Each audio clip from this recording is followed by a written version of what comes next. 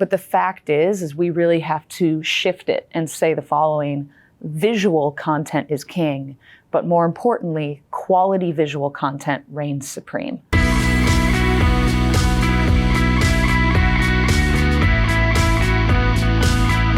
Welcome to Velocitize Talks. I'm Andy North, and I'm joined today by Amy Balliett, founder and CEO of Killer Visual Strategies. I love the name, by the way. Thank you very much. So tell us a little bit about Killer Visual Strategies. What's going on? What are you excited about? What's the history? So it's a long and sordid history of just consistently growing based on the needs of our clients. Killer Visual Strategies used to be named Killer Infographics, for instance. We changed our name this year because since 2012, we've done a heck of a lot more than infographics for our clients. And we just finally said it's time to let the world know beyond just our clients.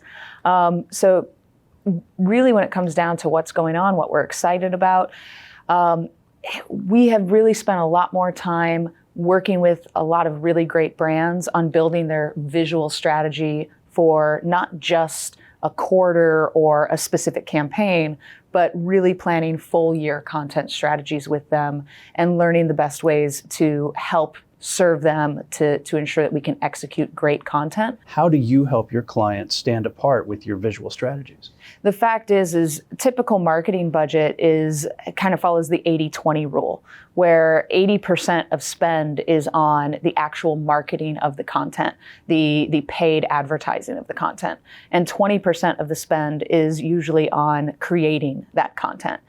And with us, we really encourage our clients to shift that. You don't have to necessarily say 80% of your budget goes towards content now, but there needs to be more money put towards quality deliverables and quality content. And when that happens, we've found that our clients put a lot less money towards the marketing dollars for that content.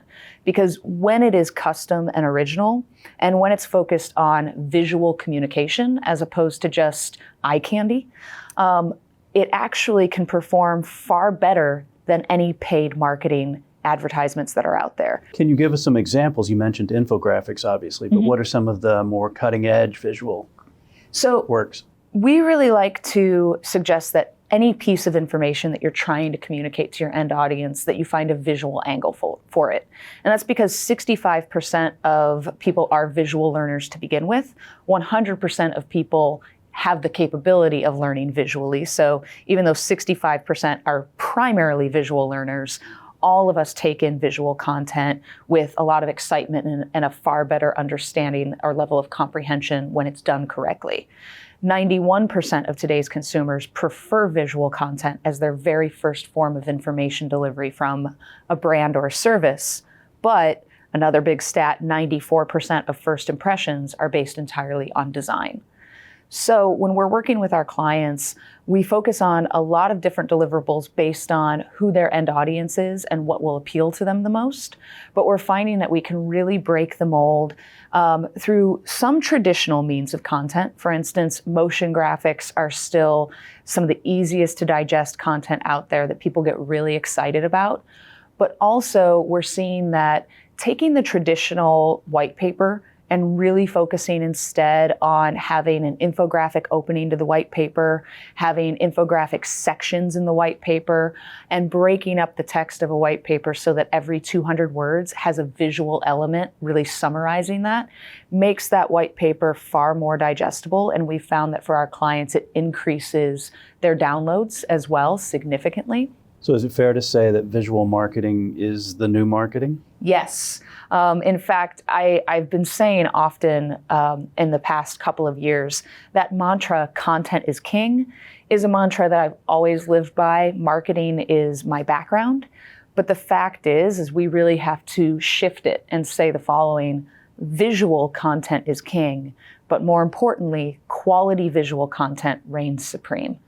How have you seen the relationship between digital marketing and visual graphic design and visual strategy evolve, and where do you see it going? Today, designers really have to think like a marketer.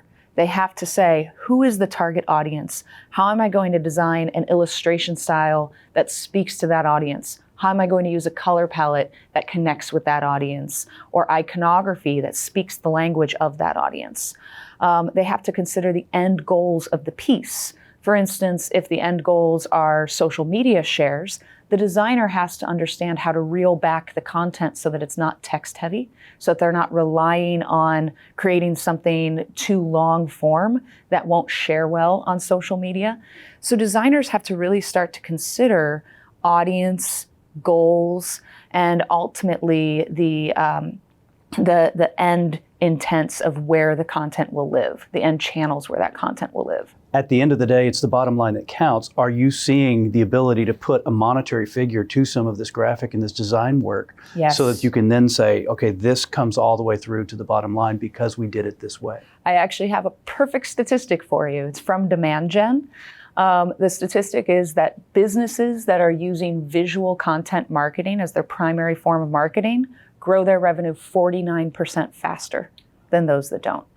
So I think that's a perfect statistic. Another really good one that comes from HubSpot says that custom original graphics convert 7 times better than stock imagery does. So there's a lot of really good ROI statistics out there that just prove visual content is the way to go. So we have a lot of young marketing students that actually watch our program. Would you give them, what advice would you give them as they look at their career? Would you recommend that they go a little bit into graphic design so that at least they have an understanding of it if they're going to be a marketer? I go back and forth on that. The fact is I know graphic design, but my background is marketing. And all of my designers would tell you that I shouldn't be designing content for my clients, because design is an innate talent. You have to have the eye for it. You have to understand layout. You have to understand typography and information hierarchy. But more importantly, you have to be a good illustrator. And I promise you, I can only illustrate in stick figures. So I do think marketers have to understand the value of design. They have to understand how to speak to designers and how to properly critique design work. But I wouldn't say that marketers have to learn design. That's the difference. So when you look at this through the lens of user experience, it sounds like it's having a very positive, substantial impact, positive impact Definitely. on the user experience through visual strategies. Exactly. I'm sorry, I have so many statistics, and I can give you the sources of these later because that's always important as well. But visual information gets to the brain 60,000 times faster than any other form of communication that exists when done correctly. That's the key. Too often, you see marketers getting really excited about the idea of visual content, and what they do is they get this really great illustration and put it next to a paragraph of text. That's not visual communication. If you have to read the text to understand what that content is, it's not visual communication. So there are so many new technologies, digital technologies out there now that, such as AI and AR and VR, et cetera, et cetera. Where does visual content, visual strategy play with some of those technologies? Honestly, it plays into almost all of them. I would say on the AI side of things, I can't speak to that as much. My development team would eagerly start talking to you all about that right now. But AR and VR especially drastically require visual communication. In the same way, a website requires UX and UI design. UX and UI design is about the closest thing in the design world to visual communication before visual communication became a trend. And that's because UX and UI design is all about using visual cues to drive people through a web experience. That same thing is true in augmented reality and virtual reality. But ultimately, the more we get into these technologies as a consumer group, as just a population, the more we are going to expect fast information delivery. Killer Visual Strategies, your company, has donated over $4 million in services to nonprofits, which is fantastic. How important is it to brands today to let their end clients and users know what their values are, know who they are and what they stand for? And not only that, but how can they do that in a visually compelling way? I think that things have changed considerably when it comes to being a values-driven company. And granted, this might just be based on how long I've been in the job market, because I'm really basing it on my own experience. But the more and more we have millennials and Gen Z entering the job market, the more important it is for brands to be purpose-driven in one way, shape, or form, and to evangelize that. The fact is millennials are the largest consumer base out there right now. Once Gen Z gets to their mid-20s, Gen Z is going to be the largest consumer base out there. These are generations that care about values above anything else.